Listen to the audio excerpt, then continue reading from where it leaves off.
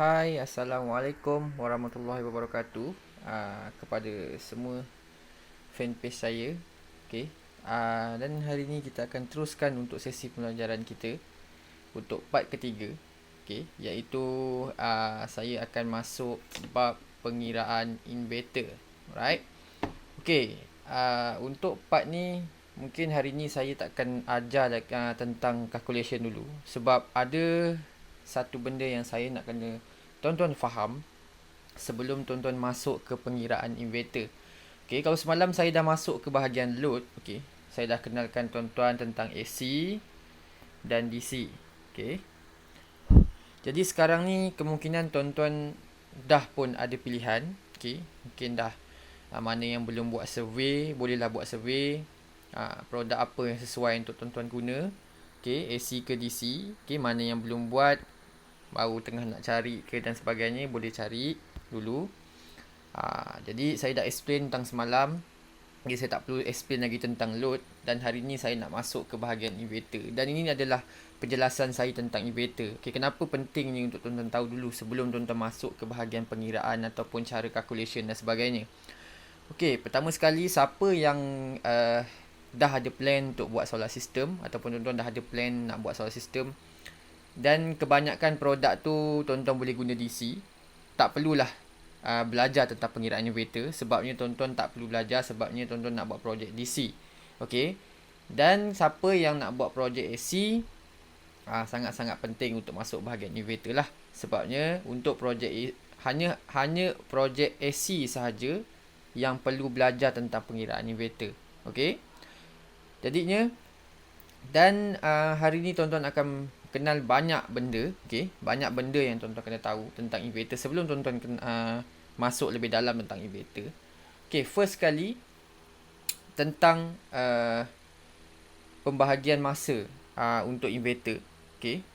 Kenapa saya cakap macam ni? Okey, untuk pertama sekali sistem inverter mempunyai power loss. Okey, ini power loss ni sangat-sangat basic. Okey. Ini yang saya dah buat kajian power loss untuk inverter. Okey, ini memang ada. Okey. Dan kedua adalah cost. Okey, cost untuk inverter. Ini sangat-sangat penting untuk tuan-tuan tahu. Okey. Right, dan macam mana cara penjagaan. Okey, cara penjagaan inverter. Ini sangat-sangat tuan-tuan kena tahu kenapa pentingnya untuk nak jaga inverter. Sebab inverter sangat-sangat penting. Sebab inverter tak ada, sistem tuan-tuan takkan boleh running. Okey. Jadi tuan-tuan kena tahu benda ni sebelum tuan-tuan belajar tentang calculation tu. Okey, sangat-sangat penting untuk tuan-tuan tengok video ni sampai selesai. Okey.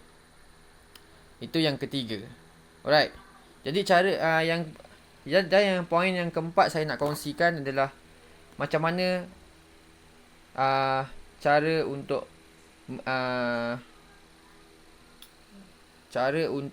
okey, tadi pertama sekali saya bagi tahu power loss, okey, kedua cost, ketiga cara penjagaan, okey. Jadi tiga sajalah poin saya bagi hari ni. Okey. Maaf, saya pun terlupa poin yang keempat. Okey, tak apa, saya akan explain satu persatu dulu. Okey, saya akan explain yang pertama dulu tentang power loss. Okey, power loss ni adalah benda yang sangat-sangat penting untuk tuan-tuan tahu. Okey, baru saya teringat yang keempat adalah inverter yang sesuai. Okey. Inverter yang sesuai. Okey, inverter jenis inverter, alright. Okey, jenis inverter yang sesuai. Okey, ni sangat-sangat penting. Okey, ada 4 poin yang saya nak kongsi hari ni. Okey. Sebelum tuan-tuan masuk ke bahagian pengiraan ataupun pengiraan ni sangat senang, tapi tuan-tuan kena tahu dulu ilmu tentang benda ni. Okey, jadi saya akan cerita tentang power loss dulu. Okey. Power loss. Okey, power loss ni setiap inverter ada power loss. Jadi power loss ni kebanyakannya orang tak pandang, okey, ataupun tak tahu. Jadi power loss ni sangat-sangat penting untuk tuan-tuan tahu. Kenapa? Kenapa saya cakap power loss ni sangat penting? Okey, yang pertama, power loss ni adalah satu tenaga, pembaziran tenaga daripada inverter. Untuk nak hidupkan dia tu ada satu tenaga yang digunakan. Okey, ini adalah power loss dari inverter. Dan bila ada satu tenaga yang digunakan, maksudnya dia akan dimasukkan dalam load. Okey. Walaupun pengiraan load tadi kita tak masukkan, okay, dalam pengiraan load kita tak masukkan, tak kisah load DC ke AC. Bila kita dah kira tadi semua sekali berapa kegunaan kita akan dapat jumlah semua sekali. Dan untuk power loss ni, kita kena masukkan sekali total berapa power loss untuk sesebuah inverter. Sama ada tuan-tuan nak guna sebiji inverter ataupun 2 biji inverter. Okay, itu nanti saya akan explain. Kenapa kena pakai sebiji, kenapa kena pakai 2 biji. Nanti saya akan explain. Itu untuk next. Saya akan cerita tentang power loss dulu. Okay, untuk power loss ni, sangat-sangat penting untuk tuan-tuan tahu. Berapa power loss setiap inverter yang tuan-tuan nak guna. Okay, setiap inverter dia ada power loss dia tersendiri. Okay, sangat-sangat penting untuk tuan-tuan tahu inverter ni. Jadi kita ada saya dah ada update tentang teknologi untuk nak tahu calculate tentang inverter. Itu tak ada masalah lah, boleh scroll dekat saya punya Facebook. Macam mana saya selesaikan isu inverter ni, boleh scroll ataupun share dekat page saya. Okay, saya tak nak cerita pasal banyak. Mungkin yang dah tengok page saya ni dah follow page saya, jadi dia dah tahu apa masalah tentang inverter. Jadi dekat sini tuan-tuan kena tahu dulu power loss tentang inverter. Okay, berapa power loss inverter dan cara kira dia. Okay, cara kira dia saya akan bagi tahu untuk next video insyaAllah. Okay, ini adalah poin pertama tuan-tuan kena tahu. Okay, kalau tuan-tuan pakai sebiji power loss, sebiji inverter, tuan-tuan kena kira untuk sebiji inverter lah. Kalau tuan-tuan guna 2 biji, tuan-tuan kena kira 2 biji inverter. Berapa power loss dia dalam masa sehari. Kiraan dia sama, ada jam dan sebagainya. Jadi macam mana kita nak tahu? Okay, itu yang pertama tuan-tuan kena tahu dulu untuk sistem solar bahagian inverter. Sebab tu saya cakap kalau tuan-tuan boleh buat pilihan guna DC saja, lagi senang. Sebab tuan-tuan takkan banyak sangat berfikir tentang inverter dan sebagainya. Sebab ini baru masuk bahagian inverter saja. Okay, itu yang pertama. Okay, yang kedua tadi dari segi kos. Okay, macam mana tuan-tuan nak jimatkan kos? Okay, sebab sekarang ni kita nak buat inverter, nak beli inverter yang bagus memang sangat-sangat mahal. Okay, dan yang teknologi yang sangat-sangat canggih pun ada, tak ada masalah. Nak harga yang RM5,000, RM10,000, RM20,000 pun ada, tak ada masalah. Tapi masalahnya yang jadi masalah sekarang ni, jadi isu dia kita nak buat solar ni bukanlah terlalu besar. Dan kalau besar pun kalau boleh kita nak jimat. Itu yang jadi isu sekarang ni.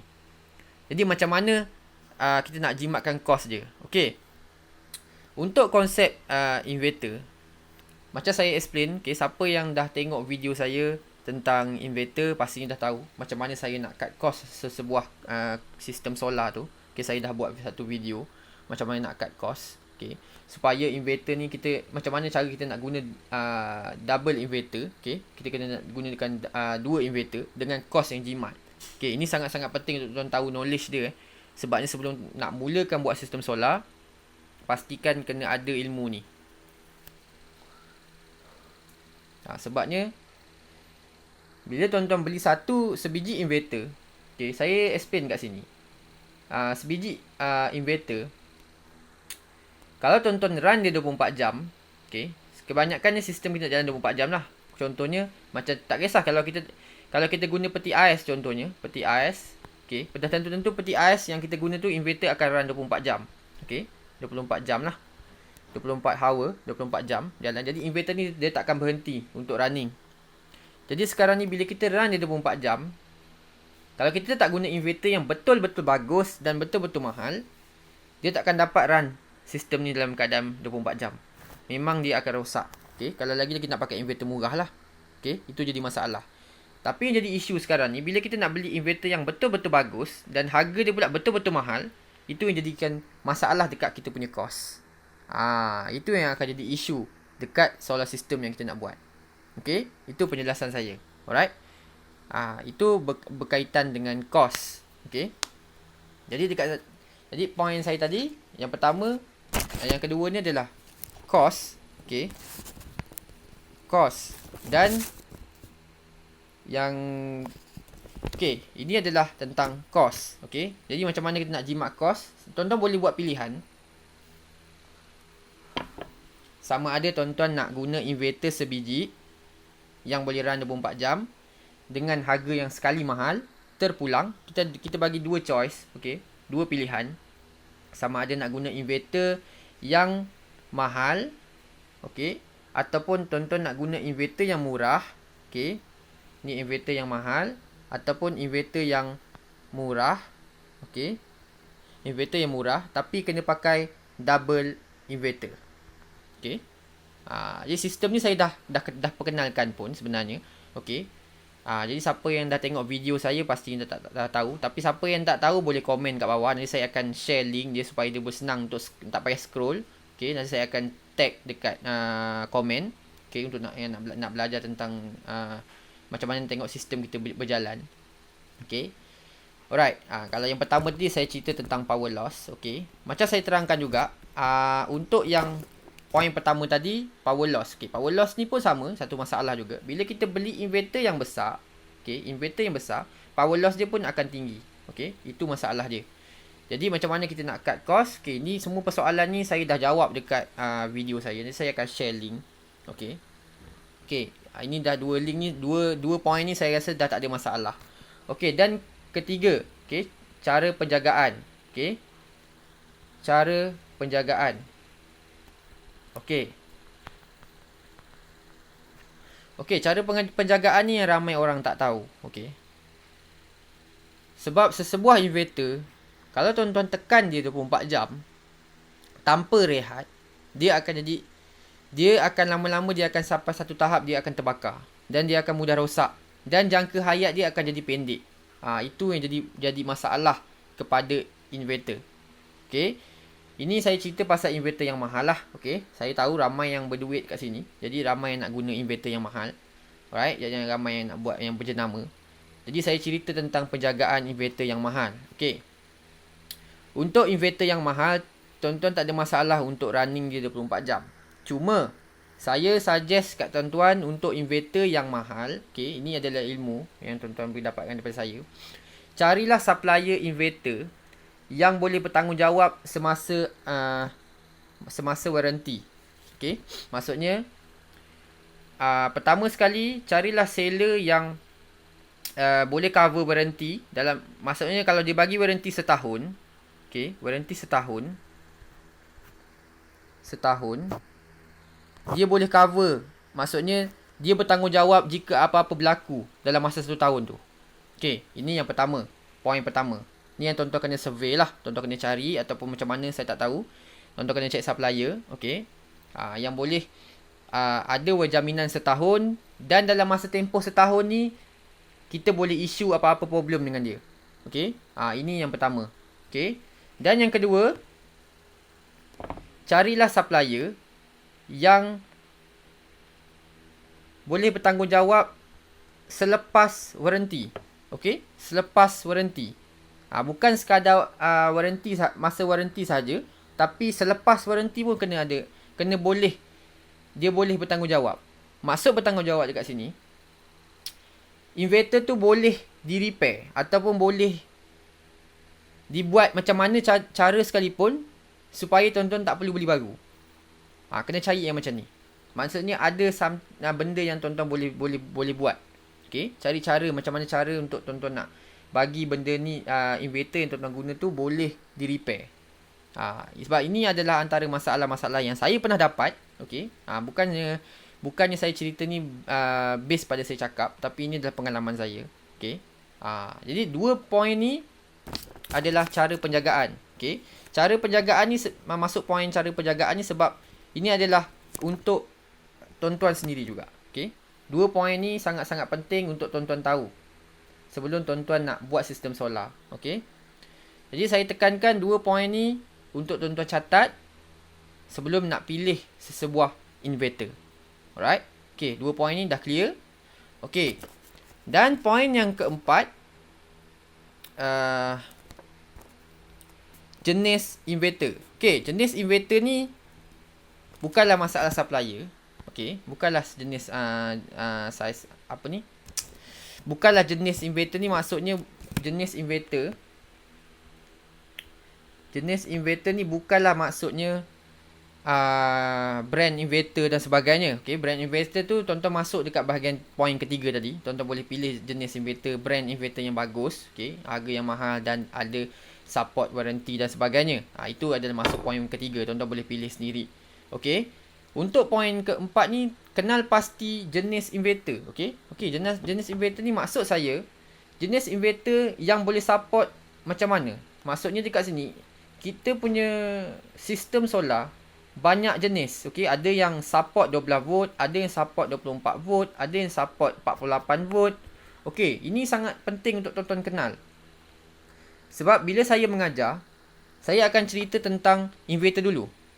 Sebab selepas load saya akan calculate untuk inverter dulu. Kenapa? Sebab untuk inverter, untuk sistem solar yang tuan-tuan buat, inverter adalah kepala dia. Okey? Maksudnya kalau tuan-tuan beli inverter ni, contoh saiz dia 24 volt. Jadi semua sistem, semua sistem bateri, solar panel dan solar charge controller, semua dia akan ikut inverter ni. Okey? Saiz inverter ni. Saiz inverter ni. Semua akan ikut. Jadi kenal pasti dulu sistem yang tuan-tuan nak buat tu berapa volt. Okey. Dan barulah tuan-tuan tengok untuk sistem panel yang tuan-tuan nak guna nanti. Okey, itu nanti kita akan masuk bahagian panel lah. Ini adalah poin yang penting sebelum tuan-tuan nak masuk ke bahagian calculation dulu. Okey, 4 poin ni tuan-tuan kena tahu. Right? Jadi 4 poin ni sangat-sangat penting sebelum tuan-tuan masuk ke bahagian nanti calculation. Sebab tuan-tuan kena plan. Sebab benda ni kita nak buat gabungan AC dan DC. Okay, AC dan DC. Jadi sangat-sangat penting untuk tuan-tuan tengok peralatan apa lagi yang tuan-tuan nak tambah untuk nak tengok inverter ni saiz berapa, sistem berapa, macam mana. Jadi ni sangat-sangat penting untuk tuan-tuan, untuk knowledge tuan-tuan, untuk tuan-tuan tahu. Okay. Jadi siapa yang dah dapat untuk 4 poin saya hari ni, saya bagi 4 je poin hari ni. Okay, 4 poin saja yang penting untuk tuan-tuan tahu dulu. Okay, sangat-sangat penting.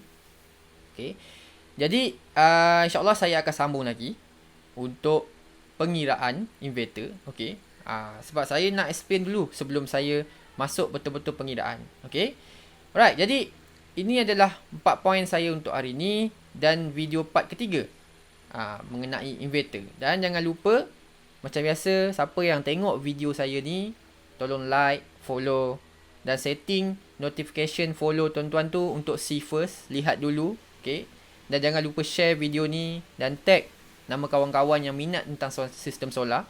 Dan saya akan teruskan lagi dari step by step. Mungkin ada yang tanya dekat saya, video ni lama. Okay, sebab memang akan lama. Sebab tuan-tuan nak belajar satu-satu benda, kena satu persatu. Sebab saya nak mengajar ni pun saya kena kenalkan satu-satu sebelum masukkan terus ke satu benda ke satu benda. Okay, alright, jadi itu saja yang saya nak kongsikan hari ni. Assalamualaikum dan salam tenaga hijau.